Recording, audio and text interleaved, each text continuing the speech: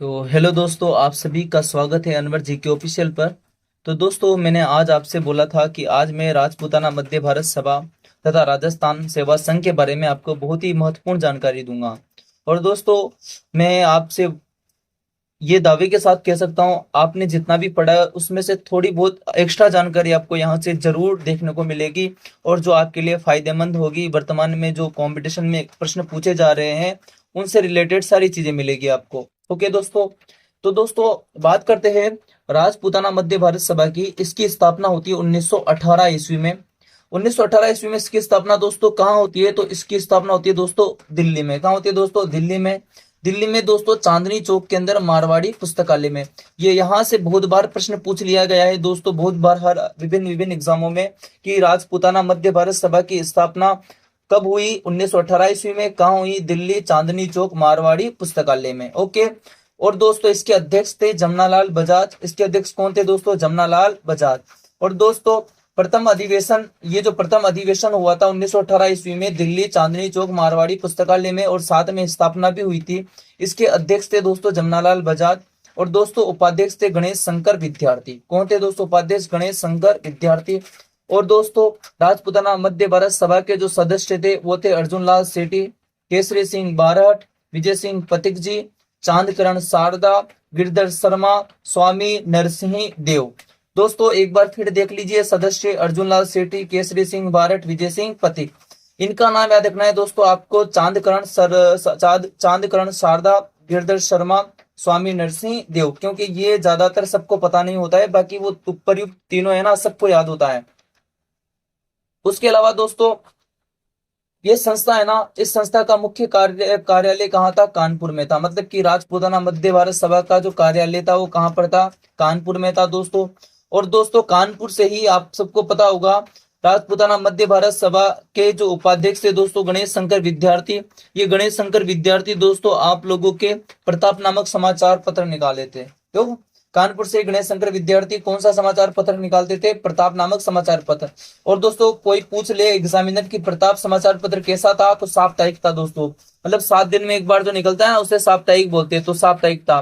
अब दोस्तों प्रथम अधिवेशन तो दोस्तों 1918 में हो गया। ओके। अब प्रश्न बन जाए कि राजपूताना मध्य भारत सभा का दूसरा अधिवेशन, कौन सा अधिवेशन दोस्तों? दूसरा अधिवेशन कब हुआ? तो राजपूताना मध्य भारत सभा का दूसरा अधिवेशन होता है दिसंबर 1919 में, अमृतसर में। अमृतसर में दोस्तों। तो दूसरा अधिवेशन दिसंबर 1919 में अमृतसर में होता है। तीसरा अधिवेशन होता है दोस्तों मार्च 1920 में अजमेर में। दोस्तों सबसे इंपॉर्टेंट है ये आप लोगों के लिए ये वाला पॉइंट दोस्तों, कि राजपूताना मध्य भारत सभा का तीसरा अधिवेशन कहाँ हुआ? अजमेर में। कब हुआ? मार्च 1920 में। तीसरे अधिवेशन के जो अध्यक्ष थे वो कौन थे? जमनालाल बजाज। कौन थे दोस्तों? जमनालाल बजाज। प्रथम अधिवेशन के अध्यक्ष भी कौन थे दोस्तों? जमनालाल बजाज। ओके। उसके बाद चौथा अधिवेशन होता है दिसंबर 1920 में, और दोस्तों नागपुर में होता है। कहाँ होता है दोस्तों? नागपुर में। और जो इसके सभापति थे ना दोस्तों, इसके सभापति वो थे जयपुर के गणेश नारायण सोमानी। मतलब कि आप लोगों के राजपूताना मध्य भारत सभा का चौथा अधिवेशन दिसंबर 1920 में नागपुर में होता है। और इसके अध्यक्ष कौन थे, या फिर इसके अध्यक्ष कौन थे? तो अगर अध्यक्ष की बात की जाए तो दोस्तों नरसिंह चिंतामणि केलकर, जो कि दोस्तों नागपुर के थे। इन्हें सर्वसम्मति से निर्वाचित किया गया था अध्यक्ष के पद पर, लेकिन ये समय पर नागपुर नहीं पहुंच पाते हैं। अब नरसिंह चिंतामणि केलकर के नागपुर नहीं पहुंचने की वजह से दोस्तों जयपुर के गणेश नारायण सोमानी को दोस्तों सभापति बनाया जाता है चौथे अधिवेशन का राजपूताना मध्य भारत सभा का। ओके, फिर से देख लो दोस्तों, चौथा अधिवेशन दिसंबर 1920 नागपुर में रखा गया। इसके सभापति कौन है? जयपुर के गणेश नारायण सोमानी। क्यों? क्योंकि नरसिंह चिंतामणि केलकर ये क्या है, नागपुर में पहुंच नहीं पाते हैं, इसलिए। ओके। उसके बाद दोस्तों एक पुस्तक है the cat and lion, Jaipur state in British Rajasthan. The cat and lion, Jaipur state in British Rajasthan. इसका लेखक है दोस्तों रॉबर्ट डब्ल्यू स्टर्न। कौन है इसका लेखक? Robert W stern. इसने दोस्तों राजपूताना मध्य भारत सभा की जानकारी मिलती है इस पुस्तक के अंदर। वो बोलता है कि राजपूताना मध्य भारत सभा की स्थापना 1918 ईस्वी में हुई दोस्तों। ओके, तो याद रखना दोस्तों, ज्यादा मतलब कि आप लोगों के लिए मैंने फैक्चुअल पॉइंट लाए हैं। हाल ही में जो भी प्रश्न बनाए वो इसके अंदर कवर हो रहा है। अब बात करते हैं दोस्तों अगले पॉइंट की, जो है राजस्थान सेवा संघ। राजस्थान सेवा संघ के मैंने बहुत ही शानदार नोट्स बनाए आप लोगों के लिए। आप बस दोस्तों मन लगा के अच्छे से ध्यान दीजिए। सबसे पहले राजस्थान सेवा संघ की स्थापना कब हुई? तो 1919 ईस्वी में। किसकी प्रेरणा से? गांधी जी की प्रेरणा से, है ना। तो दोस्तों राजस्थान सेवा संघ की स्थापना 1919 ईस्वी में होती है। कहाँ होती है? तो दोस्तों वर्धा महाराष्ट्र में होती है। दोस्तों कहाँ होती है? दोस्तों वर्धा महाराष्ट्र में होती है। ये भी इंपोर्टेंट है दोस्तों। और दोस्तों किसके द्वारा की गई? विजय सिंह पतेक, रामनारायण चौधरी और हरिभाई किंकर के द्वारा। तो वापिस राजस्थान सेवा संघ की स्थापना 1919 ईस्वी में वर्धा महाराष्ट्र में विजय सिंह पतेक, रामनारायण चौधरी और हरिभाई किंकर के द्वारा किसकी प्रेरणा से की गई थी? गांधी जी की प्रेरणा से की गई थी। ओके, अब दोस्तों इस राजस्थान सेवा संघ के अध्यक्ष किसे बनाया गया? तो विजय सिंह पतेक जी इसके अध्यक्ष बने।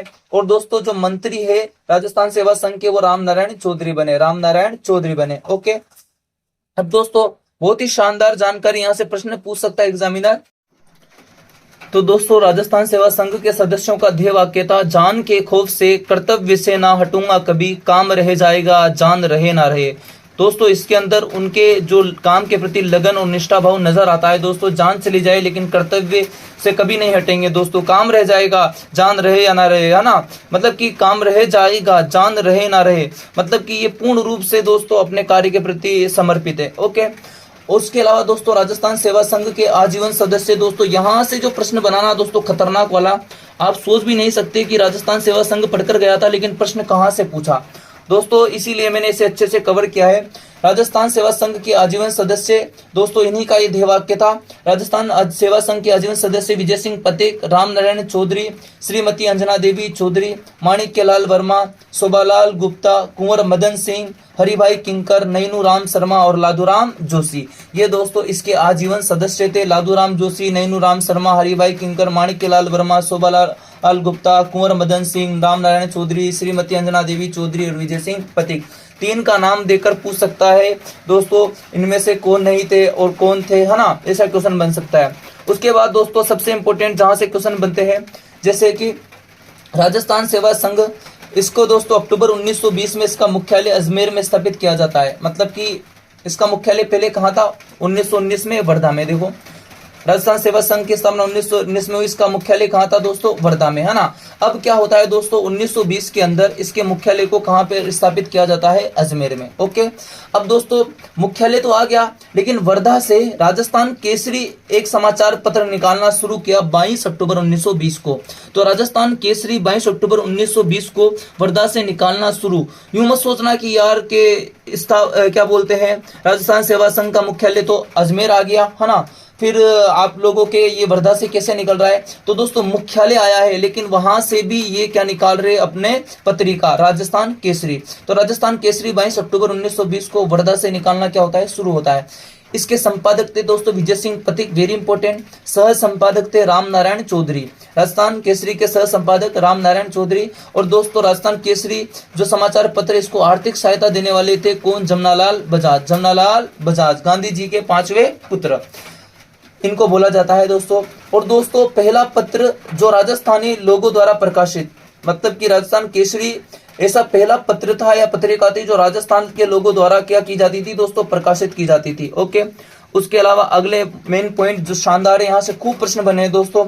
उसके बाद दोस्तों अगला समाचार पत्र है नवीन राजस्थान। कौन सा है दोस्तों? नवीन राजस्थान। अब दोस्तों कोई पूछे राजस्थान केसरी कहां से प्रकाशित किया जाता था? वर्धा से। लेकिन नवीन राजस्थान दोस्तों 1922 में अजमेर से प्रकाशित होता था, क्योंकि पथिक जी उस टाइम पर कहां आए थे? अजमेर। तो पथिक जी दोस्तों अजमेर, मतलब विजय सिंह पथिक जी अजमेर आए हुए थे। तो उन्होंने दोस्तों अजमेर से 1922 में एक पत्रिका का संपादन किया, नवीन राजस्थान। लेकिन क्या होता है दोस्तों, इसके अंदर कुछ खबरें प्रकाशित करने की वजह से ब्रिटिश सरकार का प्रतिबंध लग जाता है। मतलब ब्रिटिश सरकार नवीन राजस्थान पर क्या लगा देती है? प्रतिबंध।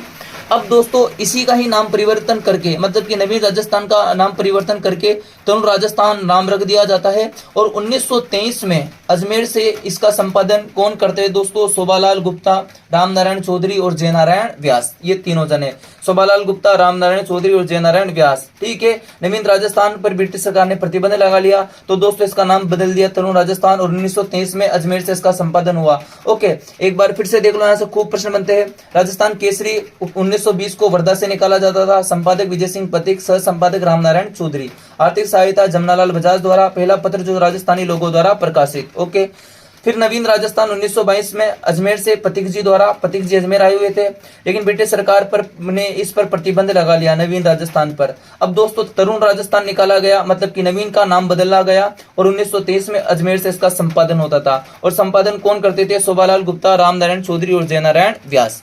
अब दोस्तों कुछ अन्य बहुत सारी फैक्ट है जो शायद आपने पहले नहीं पढ़े हो, तो मैं लेकर आया हूं आप लोगों के लिए। जैसे कि क्वेश्चन बन जाए, राजस्थान सेवा संघ का मुख्य पत्र क्या है? मुख्य पत्र, तो दोस्तों मुख्य पत्र यानी कि मुख्य पत्र जिसके द्वारा ये अपनी बात एक दूसरे पर रखते थे और अपने विचारों को साझा करते थे दोस्तों, एक बात को दूसरे तक पहुंचाते थे, तो वह तरुण राजस्थान। तो राजस्थान सेवा संघ का मुख्य पत्र या मुख्य पत्र कौन सा था? तरुण राजस्थान दोस्तों। उसके बाद दोस्तों प्रमुख शाखाएं, इसकी प्रमुख शाखाएं थी तरुण राजस्थान की या राजस्थान सेवा संघ की, मतलब कि राजस्थान सेवा संघ की प्रमुख शाखाएं कहाँ कहाँ थी? तो बूंदी के अंदर थी, कोटा में थी, जयपुर में थी, जोधपुर में थी, सीकर में थी और खेतड़ी में थी। याद रखना दोस्तों, निम्न में से किस स्थान पर राजस्थान सेवा संघ की प्रमुख शाखा नहीं थी? तो ऐसे प्रश्न बन सकते हैं, बूंदी, कोटा, जयपुर, जोधपुर, सीकर, खेतड़ी, यहाँ पर क्या थी? प्रमुख शाखाएं किसकी? राजस्थान सेवा संघ की। राजस्थान सेवा संघ का मुख्य पत्र क्या है? तरुण राजस्थान। अब दोस्तों राजस्थान सेवा संघ ने विभिन्न आंदोलन में भी महत्वपूर्ण भूमिका निभाई थी। उसमें बेंगू है, आप लोगों के भील आंदोलन है और भी बहुत सारे आंदोलन है ना। उसके अलावा दोस्तों पंडित नैनूराम शर्मा का नाम सुना होगा दोस्तों। पंडित नैनूराम शर्मा जी कहाँ के थे? कोटा के। और इन्होंने कोटा में दोस्तों हाड़ौती शिक्षा मंडल, किसके माध्यम से? हाड़ौती शिक्षा मंडल के माध्यम से प्रचार प्रसार किया था। तो कोटा के थे नैनूराम शर्मा, इन्होंने हाड़ौती शिक्षा मंडल के द्वारा प्रचार प्रसार किया था दोस्तों कोटा के अंदर। उसके बाद है पंडित लादूराम जोशी, ये शेखावटी में दोस्तों इन्होंने विधवा विवाह किया था और लोगों को मतलब कि विधवा विवाह के प्रति जागरूक किया था। ठीक है, तो लादूराम जोशी ये भी आज मतलब ये जो है ना, नैनूराम शर्मा, लादूराम जोशी, कुंवर मदन सिंह, ये सब राजस्थान सेवा संघ के आजीवन सदस्य है दोस्तों। ओके, तो इनके मैं काम बता रहा हूँ, इन्होंने मुख्य भूमिका क्या करी, जहां से प्रश्न बन जाता है। तो लादूराम जोशी ने शेखावटी में विधवा विवाह करके दोस्तों लोगों को जागृत किया। कुंवर मदन सिंह दोस्तों एक करौली के थे और करौली के राजा थे दोस्तों। इन्होंने जब देखा कि जनता पर विरोध हो रहा है तो ये डायरेक्टली दोस्तों आंदोलन से जुड़ जाते हैं ना, और दोस्तों ये भी आंदोलन राजस्थान सेवा संघ का साथ देते हैं और साथ में राजस्थान सेवा संघ के आजीवन सदस्य बन जाते हैं। हरिभाई किंकर दोस्तों, इन्होंने दोस्तों लोगों के साथ ग्राम सभाएं की, तो इन्हें 6 माह की कठोर कारावास से गुजरना पड़ा दोस्तों, 6 माह की कठोर कारावास से गुजरना पड़ा।